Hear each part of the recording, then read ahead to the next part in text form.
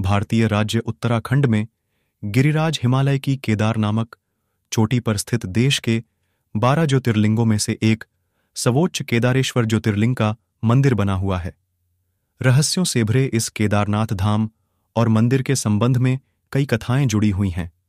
आओ जानते हैं कि कब और क्यों केदारनाथ का मंदिर 400 साल तक बर्फ में दबा रहा और क्या है इस मंदिर के 5 रहस्य। पहला रहस्य, केदारनाथ धाम में एक तरफ करीब 22,000 फुट ऊंचा केदार, दूसरी तरफ 21,600 फुट ऊंचा खर्चकुंड और तीसरी तरफ 22,700 फुट ऊंचा भरतकुंड का पहाड़। न सिर्फ पहाड़ बल्कि 5 नदियों का संगम भी है यहाँ। मंदाकिनी, मधुगंगा, क्षीरगंगा, सरस्वती और स्वर्णगौरी। इन नदियों में अलकनंदा की सहायक मंदाकिनी आज भी मौजूद है। इसी दे किनारे है केदारेश्वर धाम। यहाँ सर्दियों में भारी बर्फ और बारिश में जबरदस्त पानी रहता है। दूसरा रहस्य, यह मंदिर कटवा पत्थरों के भूरे रंग के विशाल और मजबूत शिलाखंडों को जोड़कर बनाया गया है।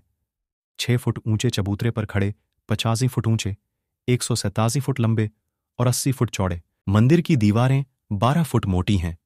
यह आश्चर्य ही है कि इतने भारी पत्थरों को इतनी ऊंचाई पर लाकर व तराश कर कैसे मंदिर की शक्ल दी गई होगी। खासकर यह विशालकाय छत कैसे खंभों पर रखी गई। पत्थरों को एक दूसरे में जोड़ने के लिए इंटरलॉकिंग तकनीक का इस्तेमाल किया गया है। तीसरा रहस्य, यह मंदिर मौजूदा मंदिर के पीछे सर्वप्रथम पांडवों ने बनवाया था। लेकिन वक्त के थपेड़ों की मार के चलते यह मंदिर लुप्त हो गया।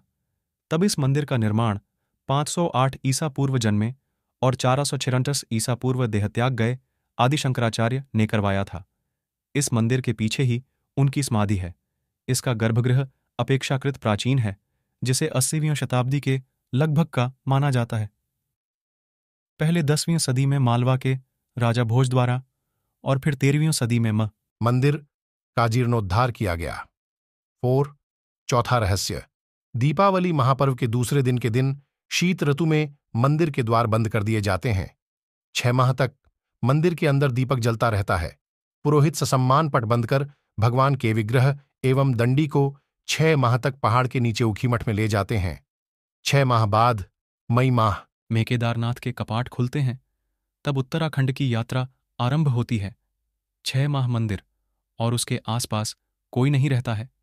लेकिन आश्चर्य की बात कि 6 माह तक दीपक भी जलता रहता और निरंतर पूजा भी होती रहती है।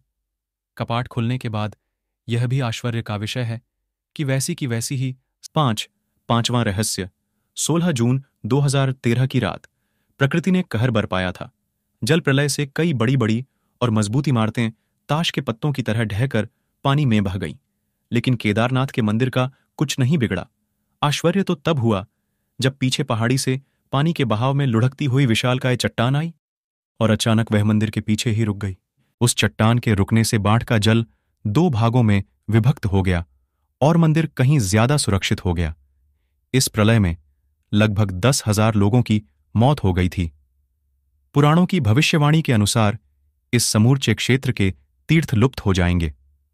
माना जाता है कि जिस दिन नर और नारायण पर्वत आपस में मिल जाएंगे, बद्रीनाथ का मार्ग पूरी तरह बंद हो जाएगा और भक्त बद्रीनाथ के दर्शन नहीं कर पाएंगे।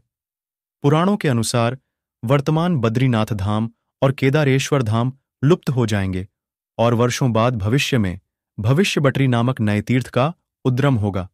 मित्रों, अब जानिए 400 सालों तक कैसे बर्फ मेंदबा रहा केदारनाथ का मंदिर और जब बर्फ से बाहर निकला तो पूर्णतः सुरक्षित था। देहरादून के वाडिया इंस्टीट्यूट के हिमालयन जियोलॉजिकल वैज्ञानिक विजय जोशी के अनुसार 13वीं से 17वीं शताब्दी तक यानी 400 साल तक एक छोटा हिमयुग आया था जिसमें हिमालय का एक बड़ा क्षेत्र बर्फ के अंदर दब गया था। उसमें यह मंदिर क्षेत्र भी था। वैज्ञानिकों के अनुसार मंदिर की दीवार और पत्थरों पर आज भी इसके निशान देखे जा सकते हैं।